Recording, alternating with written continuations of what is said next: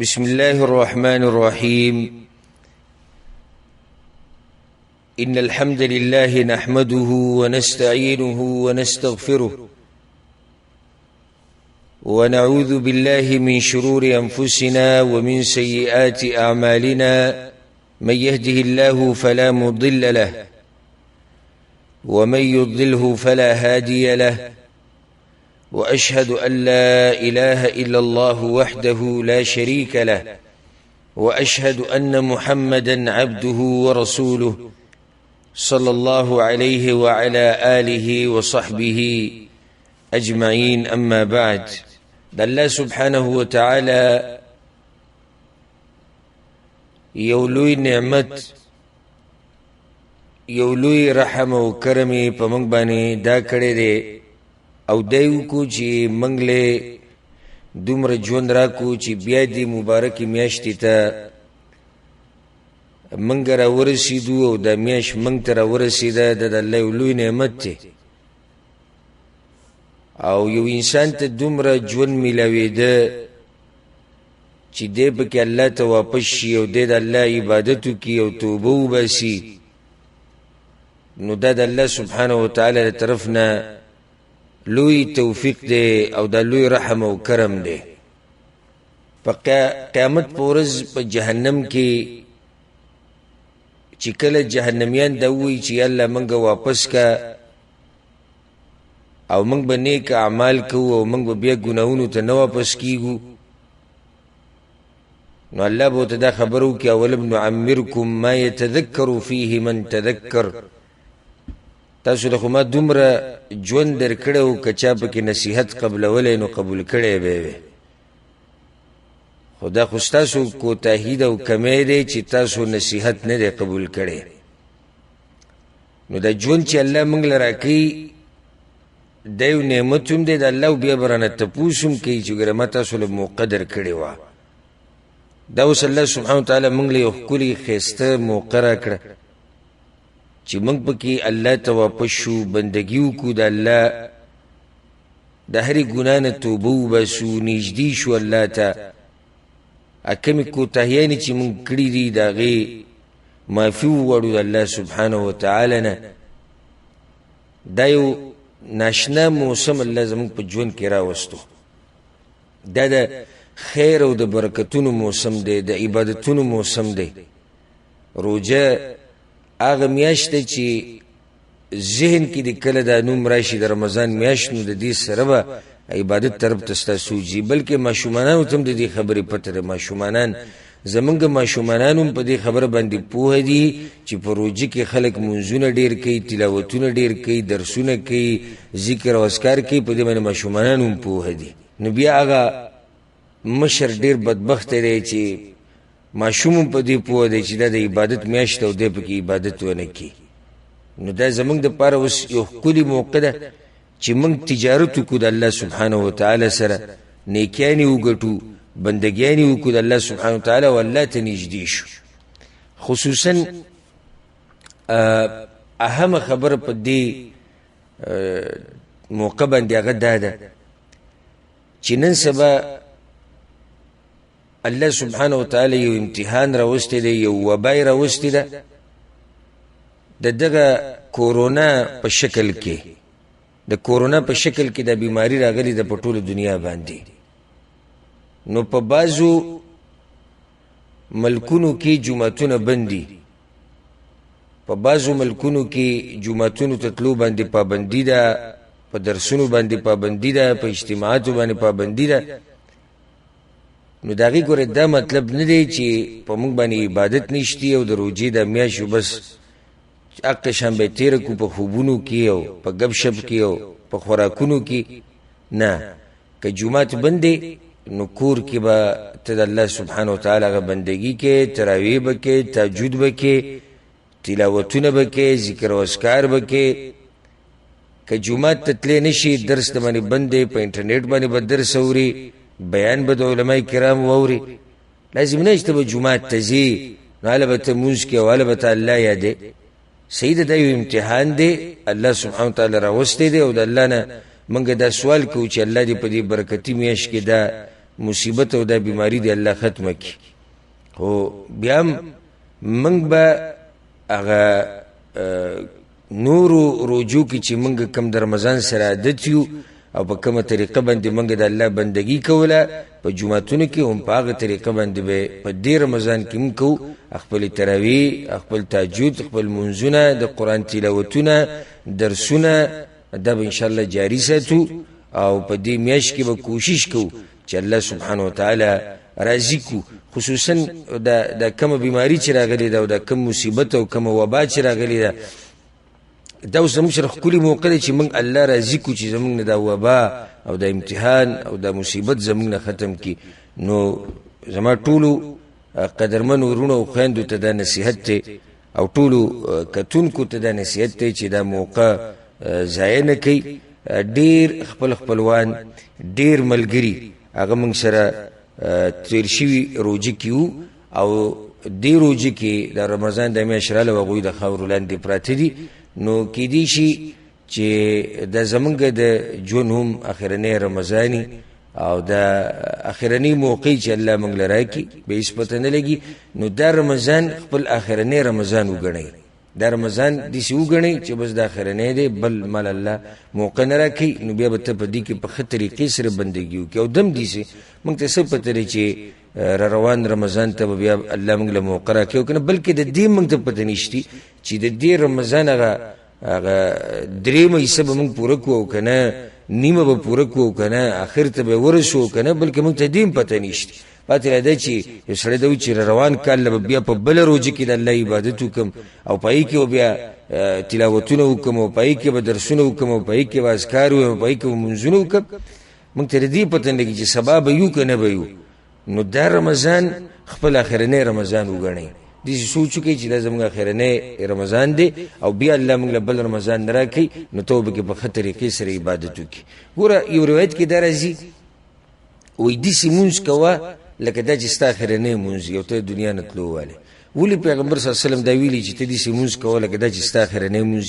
وجه دا دی چې کله ته دا سوچ وکړې چې دا زما اخرنی مونځ دی نو زه وایم چې دومره به ته دا مونځ خوږ کړې او دا سجده به اوږده کړې او دا رکوع به اوږده کړې چې تپوس یې مه کوه ځکه چې ته به وایې چې دا اخرنی مونځ دی. اوس موږ د مازدیګر مونځ وکړو که چېرته دغه مونځ زموږ اخرنی وګرځي نو زه تاسو ټول نه تپوس کوم څوک چې دا پروګرام ګوري اول د ځان نه او بیا تاسو نه دا کوم مونځ چې موږ وکړو که بالفرض دا زموږ اخرنی مونځ وګرځي نو آیا ته پرې خوشحاله یې چې دا ستا اخرنی مونځ وګرځي؟ هر یو به دا جواب کوي چې نه زه پرې نه یم خوشحاله. نو چې نه خوشحاله نو بیا ولې ته د عبادت داسې کوې لکه چې تا ته بیا بله موقع میلاویږي. هر عبادت داسې کوه چې دا ستا اخرنی موقع الله تعالی در کړې وه او د دې نه بعد بیا الله تعالی دا موقع نه در کوي. نو ته به د عبادت بیا په ښه طریقې سره کوې. د رمضان دا میاشت دا د برکتونو او د عبادتونو موسم دی او د تجارت میاشت ده. الله سره د تجارت کولو میاشت ده. دا ګورې د سموسو او د پیکوړو او د روابزه او د دې شینو میاشت نه ده. موږ دې نه د خوراک څښاک میاشت جوړه کړې ده. بس دا هم غم دی چې څه چل به کوو او کور کې څه شتي د خوراک او که نه. د مسلمان غم دې سره دی کور کې اوبه شتي او کجورې شتي او بس دا اهم شی دی چې اوبه شتي کجورې شتي روژې پې ماتېږي او پېشمنۍ پې په دغه باندې کېږي. اهم شی دا دی چې په دې میاشت کې د عبادت څه وکړو او څه یې ونه کړو.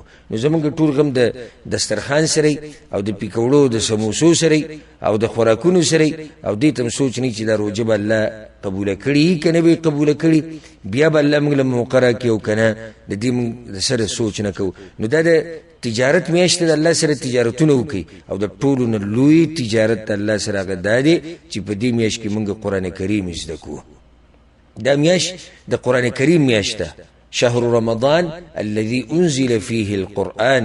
رمضان میاشت الله وی هغه میاشت ده الذي انزل فيه القرآن چې په کې نازل شوی دی قرآن. بلکې سبحان الله چې کله مو ستا ذهن کې د رمضان میاشت راشي نو قرآن به دې په ذهن کې راځي او چې قرآن دې په ذهن کې راشي د رمضان میاشت به ورسره په ذهن کې راځي. دواړه یو بل سره تړلی شوي خبرې. دا هغه میاشت ده چې په دې کې الله سبحانه وتعالی دا نور او دا رڼا دې دنیا ته رالېږلې وه اولنی آیتونه ابتداء د نزول قرآن هغه په دې مبارکه میاشت کې شوی دی. اقرأ باسم ربک الذي خلق الانسان من علق اقرأ وربك الاكرم الذي علم بالقلم علم الانسان ما لم يعلم.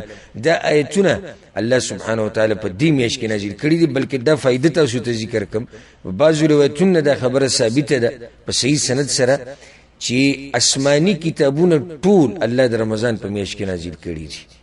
ټول آسماني کتابونه چې ټول صرف قرآن نه، قرآن نه علاوه چې کوم آسماني کتابونه دا الله په دې مبارکه میاشت کې نازل کړي. نو چې په دې میاشت کې دا کتاب نازل شوی دی نو موږ له پکاره چې په دې میاشت کې د دې قرآن سره یو ناشنا تعلق جوړ کو، یو داسې تعلق جوړ کو چې هغه د نورو میاشتو نه جدای. په دې کې د قرآن کریم تلاوت ډېر کوي، د قرآن کریم تلاوت زده کوي. الله موږ له ښکلې موقره کړې ده، موبایل دی، انټرنیټ دی، هر څه الله آسان کړي دي. د یو قاري تلاوت ډاونلوډ کې روزانه یو مخ نیم مخ ته د هغې نه زده کې میاشت به ختمه شي، ستا د قرآن تلاوت به ټول برابر شي. دغه شان درسونو ته کښېنه، ترجمه یې زده کوه، تفسیر یې زده کوه. الحمدلله زمونږ حق پرستو علماو، دنیا علماو مکمل دورې د قرآن کریم شتي ملاویږي چې هغه تاسو پیدا کوي او محنت شروع کوي چې په دې میاشت کې د عهد وکړي او د لوز وکړي د الله سره چې په دې میاشت کې به زه د قرآن کریم دومره حصه یادومه او دومره به ترجمه کومه او دومره پیری به ختمومه. الله سبحانه وتعالی به تا ته د هر څه آسان کړي. سلف صالحینو چې کله به د روژې د میاشت راله نو هغوی به د هر څه سیرته کړو، د نور ټول عبادتونه به پرېښودو، کوم چې نور نفلي عبادتونه هغه به پرېښودو او قرآن به یې راواغستو. وی دا شهر القرآن دی.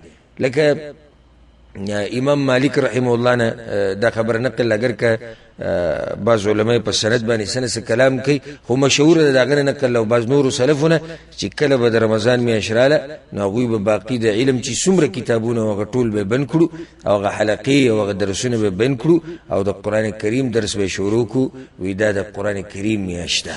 نو په دې میاشت کې د قرآن سره خپل تعلق تازه کوي. الحمدلله ثم الحمدلله. هر قسمه وسایل مونږ ته آسان دي. که الله د مصیبت په موږ راوستی دی او د وبا او د امتحان په موږ راوستی دی او د هغې د لاسه په ډېرو ملکونو کې جوماتونه بندي او په اجتماعګانو باندې پابندیانې لګېدلې دي، خو الحمدلله الله موږ ته هغه لار په دې طریقې سره آسان کړې ده چې موږ سره انټرنیټ دی، موږ سره وسایل دي. دې ځینې زه درس کومه په زرګاو کسانو ته د دنیا ګوټ ګوټ ته رسي. تاسو په یو ځای کې ناستئ، زه په بل ځای کې ناست یم، بل ملګری بل ځای کې ناست دی. دا د الله هغه نعمتونه دي او د دې نعمتونو به الله ګوره زموږ نه تپوس هم کوي. که یو سړی دا وایي چې یاره جومات بنو او درس نه و او دوره نه وه او الله تعالی تپوس وکړي چې په نورو طریقو سره هم قرآن زده کېدی شو خو تا نه زده کو، نو په موږ باندې حجت هغه قائم دی او په قسمه قسم طریقې سره الله په موږ باندې حجت قائم کړی دی. هیڅ عذر موږ سره نشتی چې موږ د قیامت په ورځ الله ته ووایو چې الله دا وجه وه ځکه ما ستا کلام نه دی زده کړی، دا وجه وه ځکه ما ته قرآن نه دی یاد، دا وجه وه ځکه ما له قرآن ناظره نه راځي. یو عذر هم الله سبحانه وتعالی زموږ نه قبلی ځکه چې الله موږ ته هر څه آسان کړي دي او حجتونه قائم کړي دي. علما شتي موږ سره الحمدلله ښه حق پرست علما ښه زموږ په ژبه کې د قرآن ترجمه به درته کوي، تفسیر به درته کوي، قاریان شتي چې تا ته د قرآن تلفظ برابر کړي، حلقې شتي، جوماتونه شتي، عمر شتي، مال شتي، روغ صحت شتي او د هغې باوجود هم ما ته قرآن کې ترقي ونه کړو نو دا زموږ دپاره مکمل تاوان دی. قرآن کریم سره تعلق په دې میاشت کې جوړول د هغې په رڼا کې موږ دا دوره شروع کوو او اراده م کړې ده چې انشاءالله په دې مبارکه دوره کې د قرآن کریم مکمل لفظي ترجمه به کوو او د دې دپاره چې زموږ هغه رونه او خویندې چې هغه د قرآن کریم په ترجمه باندې نه دي پوهه هغوی زده کړي او کومو ته چې معلومه ده نو د هغوی هغه به تازه شي. انسان یو اراده وکړي چې زه به دا کوم زه به دغه کوم، نور خو هغه د تقدیر نه خبر نه وي.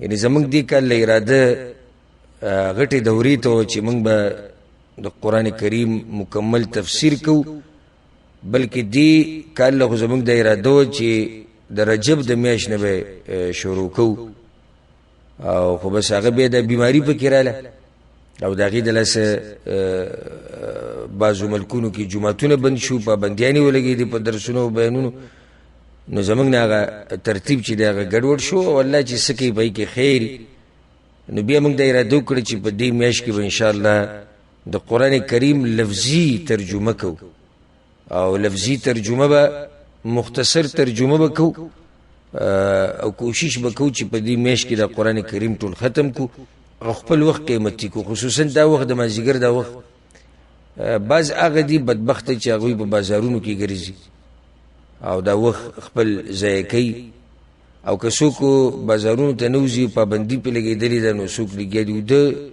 اوده دي او په خوبونو کې دا وخړی څوک په موبایل کې ګیمونه کوي نو دا ډېره لویه بدبختي ده چې انسان په روژه کې د روژې په خوله باندې او بیا د مازدیګر په دې قیمتي ټیم کې دا وخت په خوب کې واړی یا په موبایل کې گیمونه کوي یا په بازارونو کې ګرځي یا په غیبتونو کې واړي نو دا اوس ښکلې موقع ده د مازدیګر د قیمتي وخت او د رمضان کریم د مبارکه میاشت او د الله سبحانه وتعالی ښایسته خبرې دي نو راځئ چې په دې میاشت کې د الله د کتاب له خاص ټیم ورکو او د دې د ترجمه یې زده کړو او اخر دا معلوم کو چې زمونږ رب موږ ته څه وایي او څه نه وایي وی سړی قرآن راغستی ده وی ما په روژه کې وی 15 ختمه وکړو او ما لس وکړو ته که 100 ختمه هم وکړې خو ته به پوه نه شوې چې الله تا ته څه وایي چې څو پورې ته ترجمه نه یې زده کړي نو دې ته خوشحالېده نه دي په کار چې زه صرف تلاوتونه کوم او بس بلکې اهم خبره ده تا خو تلاوت وکړو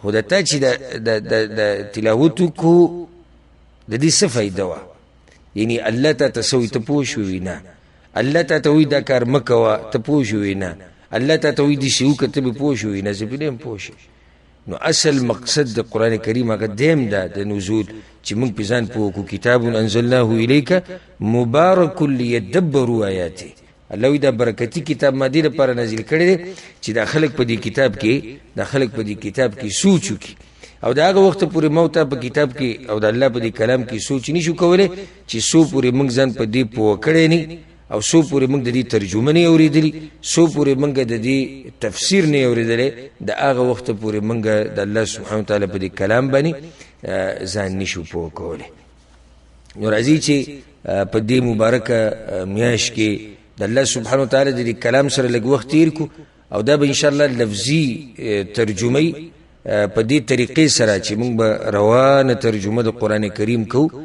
د سورې فاتحې نه به شروع کوو او که الله ژوند را کو الله طاقت را کو نو سورة الناس پورې به یې وایو او کوم ځای کې چې معمولي وضاحت پکاري هلته به مختصر وضاحت کوو تفسیر به د قرآن کریم هغه شان نه کوو لکه څنګه چې موږ په عامو درسونو کې کوو او د الله سبحانه وتعالی په رحم سره او د هغه په توفیق سره زمونږ ډېرې دورې تیر شوي کلونو کې مونږ کړي د قرآن کریم مکمل دورې په 2019 کې په 2014 کې په 2015 کې 2014 2014 ایسا تقریبا 9 کاله مونږ د مکمل قرآن تفسیر کړی او بیا هغه درسونه کوم چې په عام ورځو کې روان دي مسلسل هفتوار درسونه دي هغه هم روان دي نو که څوک تفسیر بیا اورېده غواړي او په تفسیر باندې ځان پوه کول غواړي نو الحمدلله هغه درسونه شتي د ملګرو سره هم شتي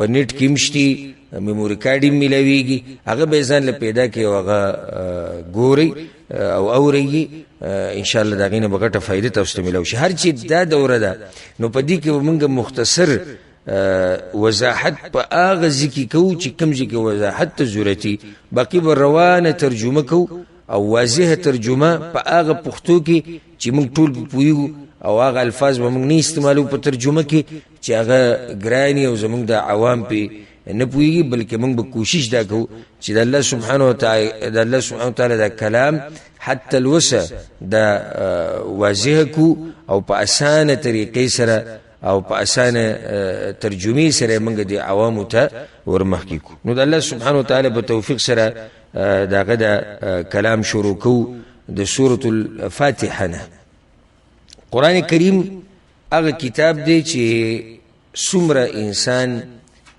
دا وی او په دې کې دننه ځي نو دومره خوند ډېرېږي او دا دلیل دی په دې باندې چې دا د الله کلام دی ځکه چې د انسانانو خبرې چې دي د آخر سړی تنګ شي چې بار بار یې واوري او دا قرآن کریم چې څومره م وی او څومره یې م اوري دا به تاله خوند ښه ډېر درکوي او ستا به زړه کېږي چې یاره ما نور واورېدې ما نور واورېدې تنګېږي به نه او دا دلیل دی په دې باندې چې دا د الله سبحانه وتعالی حقیقي کلام دی که چېرته دا د انسان خبرې وی یا انسانانو جوړې کړې وي نو د دې نه به موږ تنګ شوی وی چې بس نور بس نه خو څومره چې دا قرآن موږ وایو نو دومره موږ له خوند راکوي او بله په دې کې دا سبحان الله د الله سبحانه وتعالی د کلام یو خاصیت دا دی چې کله ته وې او ترجمه اوري یا تفسیر اوري یا تلاوت کې نو داسې به ښکاري لکه ته چې اول پیر وې دومره خوند به درله درکوي دا دلیل دی چې دا د الله سبحانه وتعالی حقیقي کلام دی سورة الفاتحه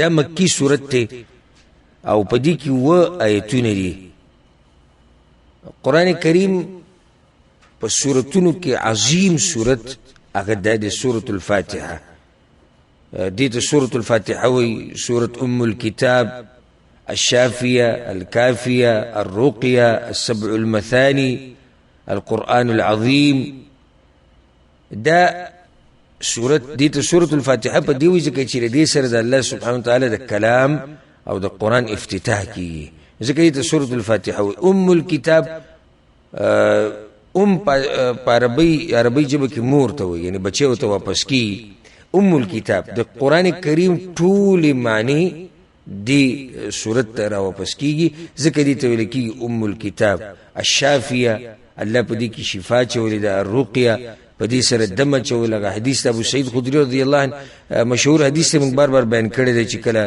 هغه یو کس باندې دم واچو هغه څه شي ټک ور کړو او دا صورت پیوي نو الله سبحانه وتعالی هغه شفا ور کړه نو الله په دې صورت کې شفا چولې ده دا هغه نور او رڼا ده چې الله سبحانه وتعالی په بل یو آسماني کتاب کې د دې صورت نه نازل کړي حدیث کې درځي پیغمبر صلی الله علیه وسلم وی چې دا چې کوم صورت الله مال را کړی دی د دې په شان صورت په یو آسماني کتاب کې الله نه نازل کړي دا دومره اوچت صورت دی او په دې کې دومره اوچتې معنی پرتې دي په یو حدیث کې دا راځي چې سورة الفاتحه دا کافی ده د ټول قرآن د طرف نه او ټول قرآن نه کافی کیږي د سورة فاتحه د طرف نه لکه په دې مثال یو سړی دی منځ کې ودرېدو او سورة فاتحه ونه وي او د سورة بقره نه شروع کړه سورة الناس پورې قرآن وي د دې حرکت ونه شو اگر که ټول قرآن به کې وي سوی د سورة فاتحه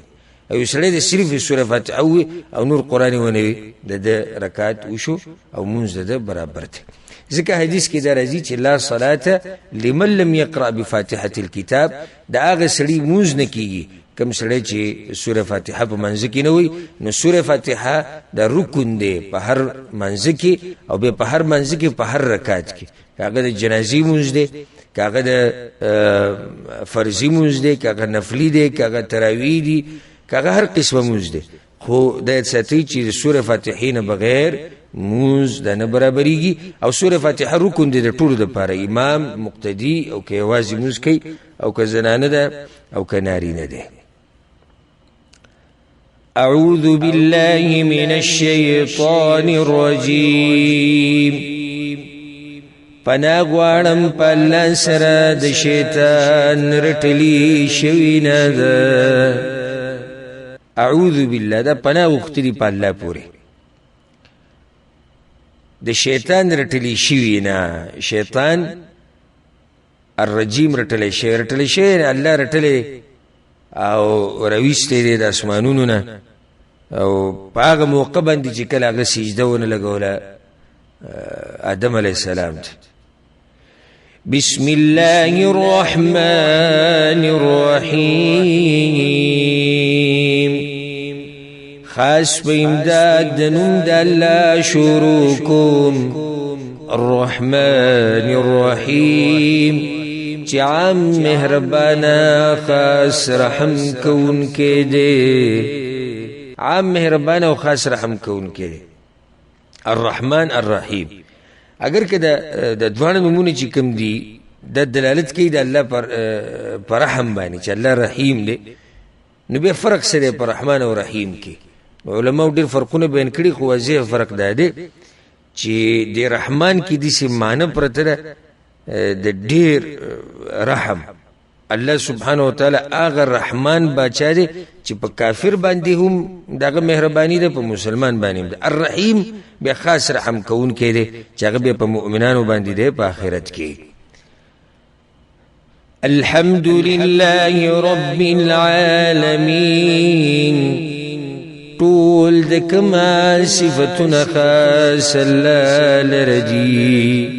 رب العالمین چی پالون کې د ټول عالم دی. ګوره د قرآن ابتدا الله په حمد سره وکړه. دا دلیل په دې باندې چې د الله دا ډېره خوښه ده چې د هغه د بندګان دغه حمد او ثنا بیان کړي او دغه صفات بیان کړي، ښایسته صفات. الحمدلله یعنی څومره د کمال صفتونه چې دي هغه ټول د الله دپاره دي.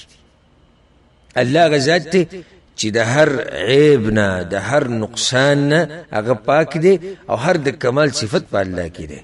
رب العالمین چې پالون کې د ټول عالم دی. العالمین، عالمین د عالم ته ویل کېږي، د عالم جمع ده، یعنی د الله نه سوا ټولو کائناتو ته ویل کېږي. نو مطلب دا شو چې الله پالون کې د ټولو مخلوقاتو دی. الرحمن الرحیم، عام مهربان او خاص رحم کون کې دی. مالک یوم الدین، اختیار مند ورځې د جزا دی. مالک اختیار مند دی الله سبحانه وتعالی. یوم ورځې ته وایي الدین، جزا او حساب کتاب ته وایي. یعنی الله سبحانه وتعالی اختیار مند دی او واقدار دی د ورځې د جزا، د ورځې د آخرت. که څوک د سوالو کې چې دې څخه الله په دنیا کې مختیارمن او واقدار دی، نو ولې دلته صرف د آخرت ذکر کوي؟ نو جواب دا دی چې په آخرت کې د الله باچایي بیا خالص باچایي ده د الله. په دنیا کې الله مخلوقاتو لم باچایي ورکړې ده، وختي طور باچایان په دنیا کې شتي، او په آخرت کې بیا باچایي صرف او صرف د الله ده. نو ځکه دلته د آخرت ورځ هغه خاص ذکر کړه. إياك نعبد وإياك نستعين، خاستا بندگی کو من او خاستا نمرست غواړو. دا دیسی آیت ته چې دا بنیاد دی د مسلمان. إياك نعبد وإياك نستعين، خاص د الله بندگی او خاص د الله نمرسته. دا توحید دی.